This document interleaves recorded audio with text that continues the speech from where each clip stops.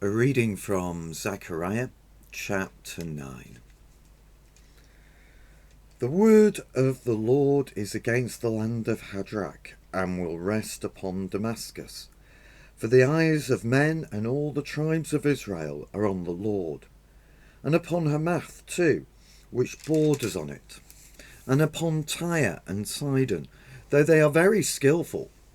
Tyre has built herself a stronghold. She has heaped up silver like dust, and gold like the dirt of the streets. But the Lord will take away her possessions and destroy her power on the sea, and she will be consumed by fire. Ashkelon will see it and fear. Gaza will writhe in agony, and Ekron too, for her hope will wither. Gaza will lose her king, and Ashkelon will be deserted. Foreigners will occupy Ashdod, and I will cut off the pride of the Philistines. I will take the blood from their mouths, the forbidden food from between their teeth. Those who are left will belong to our God, and become leaders in Judah, and Ekron will be like the Jebusites. But I will defend my house against marauding forces. Never again will an oppressor overrun my people. For now I am keeping watch. Rejoice greatly, O daughter of Zion. Shout, daughter of Jerusalem. See, your king comes to you, righteous and having salvation, gentle and riding on a donkey, on a colt, the foal of a donkey. I will take away the chariots from Ephraim and the war horses from Jerusalem, and the battle bow will be broken.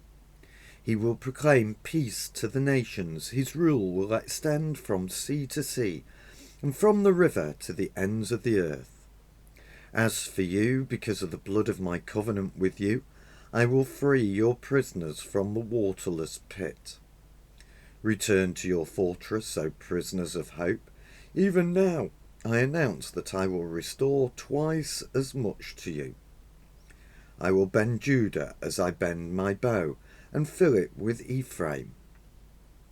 I will rouse your sons, O Zion, against your sons, O Greece, and make you like a warrior's sword. Then the Lord will appear over them. His arrow will flash like lightning.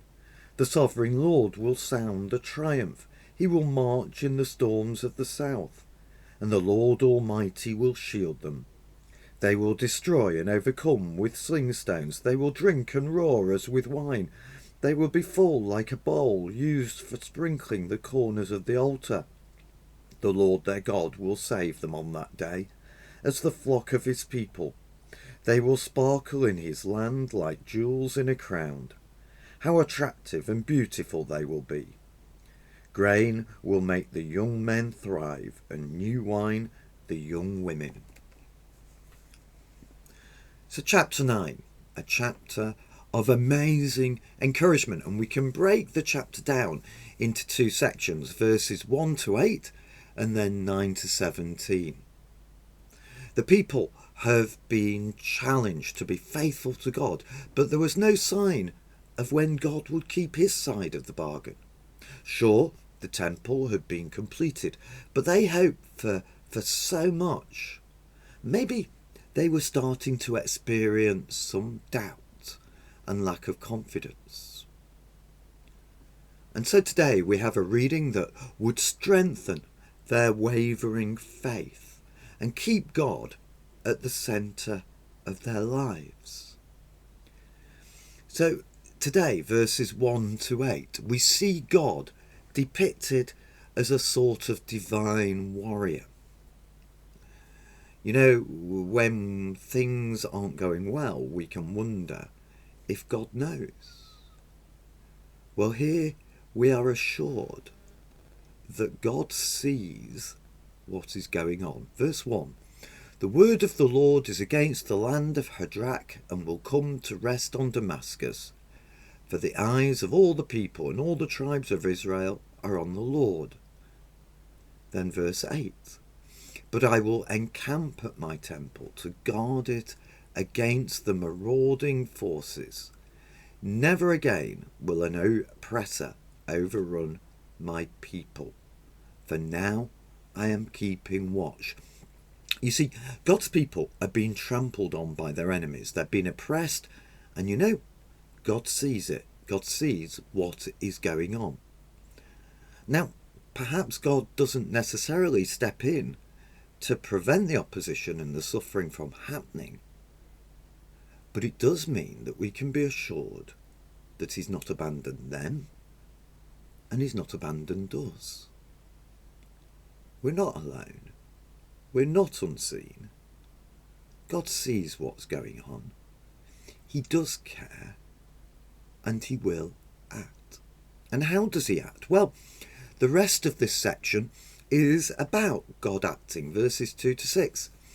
We read, his word goes out against their enemies, and the result we read is fear, anguish, death of leaders, depopulation. God is victorious. But there's even more. Verse 8, the future is going to be better, but I will encamp at my temple to guard it against marauding forces. Now, remember, the temple, that's God's people today, us. We read, he will encamp. And that's exactly what Jesus did, wasn't it? Remember, John's Gospel, chapter 1, verse 14, the Word became flesh, made his dwelling among us. We have seen his glory, the glory of the one and only Son, who came from the Father, full of grace and truth. Made his dwelling, that is, to set up camp. Jesus has encamped among us, and he will guard us. And let's remember that he is more powerful than all our enemies put together. The enemies of God's people will be crushed. So from this first half of the chapter, God sees what is going on. He knows what is happening to us. And he acts, and nothing will defeat him. And finally, right at the very end of the reading, he stands guard.